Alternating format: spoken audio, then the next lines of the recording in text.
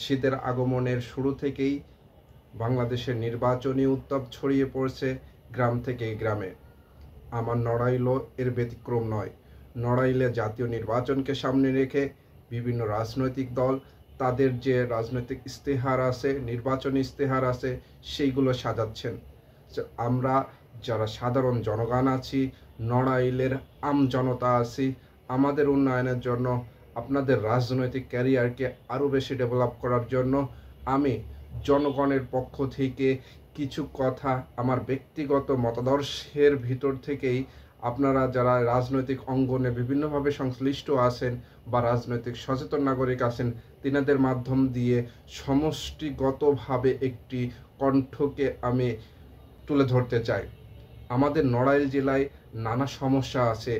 আমরা নড়াইল জেলার মানুষরা উন্নয়ন বঞ্চিত। সেই উন্নয়ন বঞ্চিত থেকে আমাদের সক্ষমতার সাপেক্ষে যেটুকুন সুযোগ আছে সেই সুযোগ দিয়ে আমরা নড়াইলকে আরও বেশি উন্নত এবং উন্নয়নশীল এবং নাম্বার 1 জেলা হিসেবে আমরা প্রস্তুত করতে চাই। সেই প্রস্তুত প্রকল্পে রাজনৈতিক নেতা, সাধারণ জনগণ যারা রাজনৈতিক সচেতন নাগরিক, তিনারাই বেশি এইখানে ভূমিকা রাখতে পারেন। আমি কথা দীর্ঘায়িত না করে আমি সিম্পল কিছু স্টেপ আমি আমাদের সাধারণ জনগণের পক্ষ থেকে উত্থাপন করতে চাই। সেই স্টেপগুলো যদি আমরা যারা রাজনৈতিক লিডারশিপেরা আছেন তারা যদি তাদের নির্বাচনী ইস্তেহারে যুক্ত করেন, আশা করা যায় যে কিছুদিন পরে, কিছু যুগ পরে নড়াইল আসলেই সত্য একটা স্বপ্নের বাসস্থান হিসেবে গড়ে তোলা সম্ভব।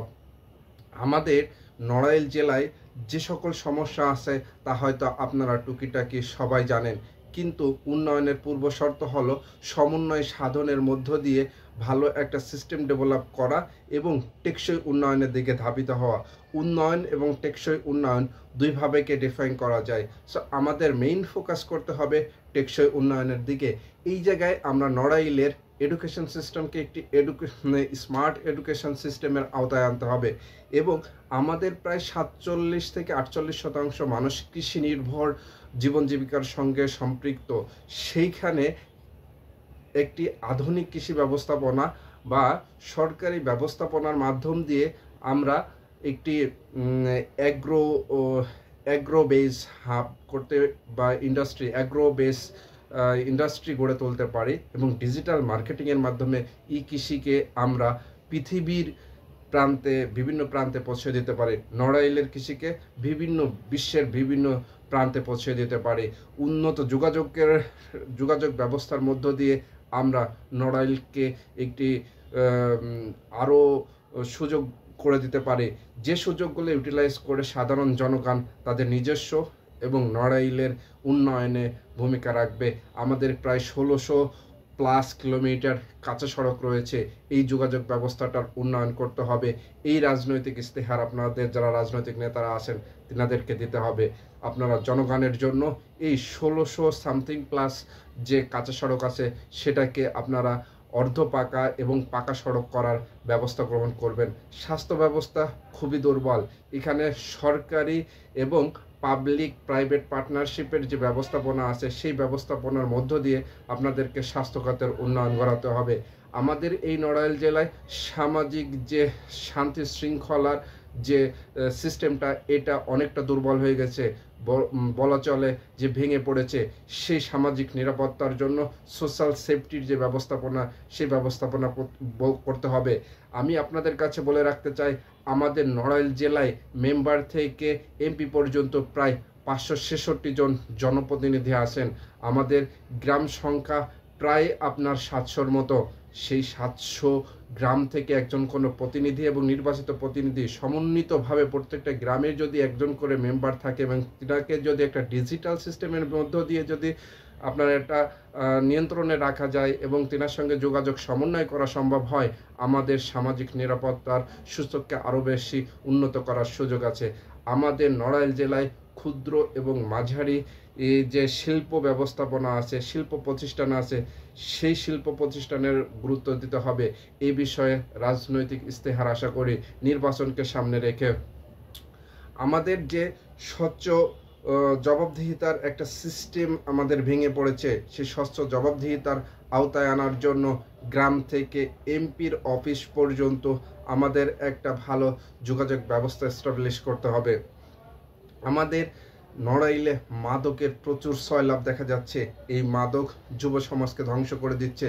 মাদকের প্রশ্নে আমাদের রাজনৈতিক নেতারা যারা আছেন তিনাদেরকে জিরো টলারেন্স নীতি ঘোষণা করতে হবে এবং বাস্তবায়ন করতে হবে।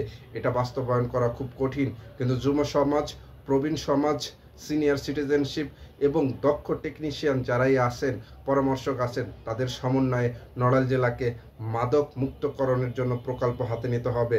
নৈতিকতা, মানবিকতা এবং সংস্কৃতি সমৃদ্ধশালী একটি নড়াইল জেলা গঠনের জন্য রাজনৈতিক মিলবন্ধনের মধ্য দিয়ে, সেতুবন্ধনের মধ্য দিয়ে এমন একটি সংস্কৃতি গড়ে তুলতে হবে যেটা নড়াইলের টেকসই উন্নয়নের সমাধানের জন্য কার্যকরী ভূমিকা পালন করবে। নারীদের জন্য নিরাপদ সমাজ ব্যবস্থা গড়ে তুলতে হবে। এরকমের কিছু কতিপয় জিনিস যদি নদী এবং পরিবেশকে রক্ষা করে আমাদেরকে টেকসই উন্নয়নের ভবিষ্যৎ প্রজন্মের জন্য আমাদেরকে কাজ করে যেতে হবে। এক্ষেত্রে বর্জ্য ব্যবস্থাপনা এবং এই সকল সেক্টরে আধুনিকতার ছোঁয়া এবং AI বেস যেসব টেকনোলজি আমাদের আছে, সেই টেকনোলজি বেস আমাদেরকে উন্নয়ন প্রোগ্রামগুলো সাজাইতে হবে, নিরাপত্তা প্রোগ্রামগুলো সাজাইতে হবে। আপনি একজন এমপি প্রতিনিধি, আপনি কিছু পরিকল্পনা আমাদের সামনে উপস্থাপন করুন, যেটা বেস করে আমরা আপনাকে আমাদের জনপ্রতিনিধি হিসাবে আপনাদের সামনে নিয়ে আসতে পারি এবং আপনারা যারা জনপ্রতিনিধি হবেন এবং হতে পারবেন না, এবং আমরা যারা সাধারণ জনগণ আছি, সমন্বিতভাবে ঐক্যবদ্ধভাবে আমাদের মতের ভিন্নতা থাকবে, কিন্তু সেই মতকে পাশে রেখে নড়াইলের স্বার্থে ঐক্যবদ্ধ একটি সুন্দর পরিকল্পনার মধ্য দিয়ে সুন্দর একটা নড়াইল জেলা আমরা গড়ে তুলতে চাই। এবং সেই নড়াইল জেলায় আমাদের পরবর্তী প্রজন্ম যেন গর্বের সঙ্গে বলতে পারে যে আমার নড়াইল জেলায় সেরা। সেই প্রতিশ্রুতি যেন আপনার রাজনৈতিক ইস্তেহার, নির্বাচনী ইস্তেহারে থাকে, সেই অনুরোধ রেখে আজকের মতো বিদায় নিচ্ছি। আসসালামু আলাইকুম ওয়া রাহমাতুল্লাহ।